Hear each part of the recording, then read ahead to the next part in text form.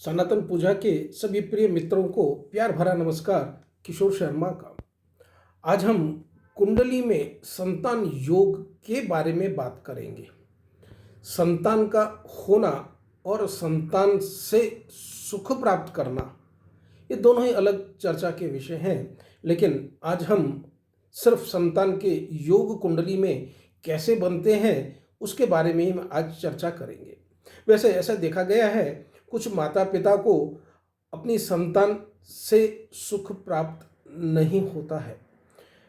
ज़्यादातर आप लोग न्यूज़ में भी देखते होंगे कि किसी बच्चे ने किसी का मर्डर कर दिया, चोरी कर दिया या ऐसा कुछ कार्य कर दिया जिसके कारण उसे जेल की सज़ा हो गई। चाहे वो जेल की सज़ा थोड़े समय के लिए हो, ज़्यादा समय के लिए हो या जीवन भर के लिए हो। इस तरह की संतान से माता पिता को कभी भी सुख प्राप्त नहीं होता है। इस तरह की संतान माता पिता के लिए होना या न होना एक ही बराबर है। वैसे आज हम संतान के होने का बारे में चर्चा कर रहे हैं। संतान का होना हम के लिए हम बड़े ही चाव से भगवान के मंदिर में जाते हैं, भगवान की पूजा करते हैं, बड़ों के आशीर्वाद लेते हैं और उनसे यही बोलते हैं कि हमें संतान का सुख मिले। संतान चाहे बेटे के रूप में हो या कन्या के रूप में हो।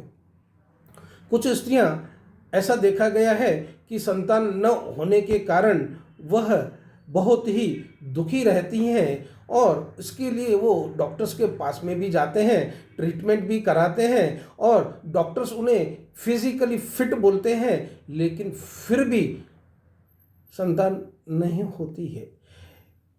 चाहे उनका फिजिकल फिटनेस बरोबर हो या उनमें किसी भी तरह की कोई कमी ना हो, फिर भी संतान न होना उनके लिए बहुत ही दुख की बात हो जाती है।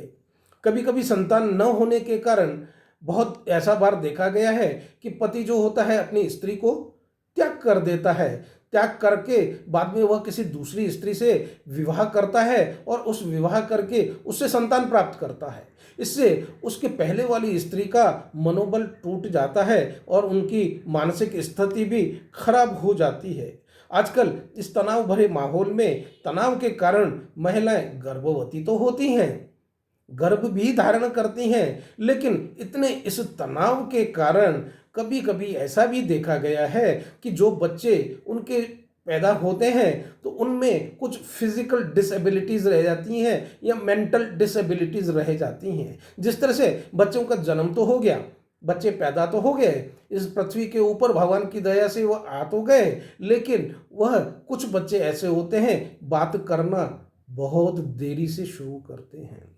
कुछ बच्चे ऐसे होते हैं चलना भी बहुत देरी से चालू करते हैं। इसलिए ऐसा बड़ों का कहा गया है कि जब कभी भी हमें गर्भधारण करने का हो तो गर्भधारण करने का संस्कार होता है, उस संस्कार को यदि किया जाता है तो बच्चे का जन्म भी अच्छा होता है और स्वस्थ बच्चा ही जन्म लेता है।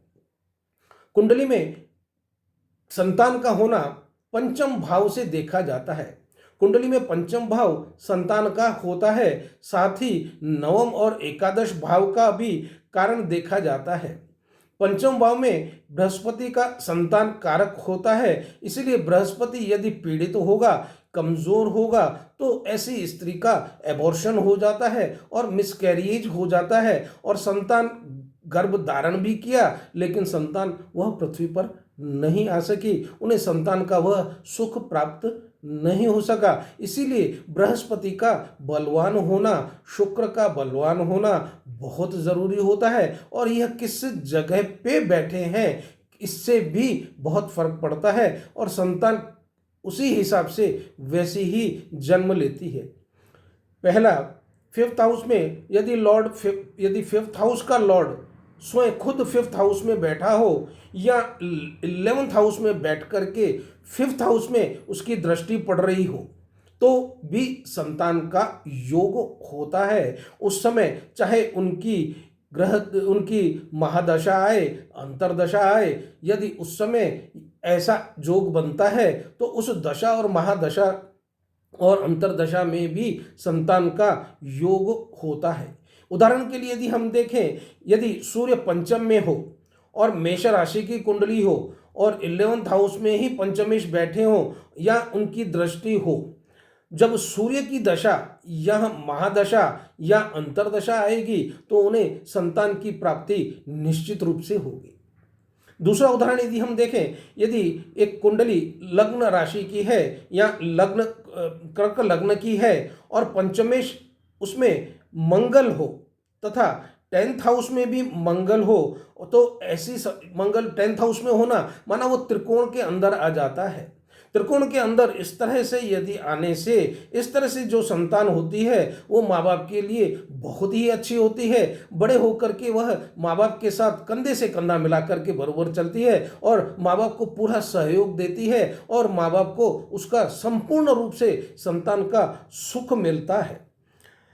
तीसरा भाव, यदि पंचम भाव का स्वामी त्रिकोण बना करके प्रथम और दशम भाव में विराजमान हो जाए तो भी संतान सुख मिलता है। इस तरह का संतान यदि होता है तो वो बहुत ही महाबलशाली राजयोग वाला राजसी सुख भोगने वाला होता है। यदि पुत्री भी होती है तो वो भी इस तरह से राजसी सुख भोगने वाली एक रानी के रूप में रानी की तरह ही वह रहती है और उसे संतान जो प्राप्त हुई है वह हमेशा पूरा जीवन तक सुखी जीवन में रहती है और माता पिता को भी उसका पूरा ही पूरा साथ मिलता है।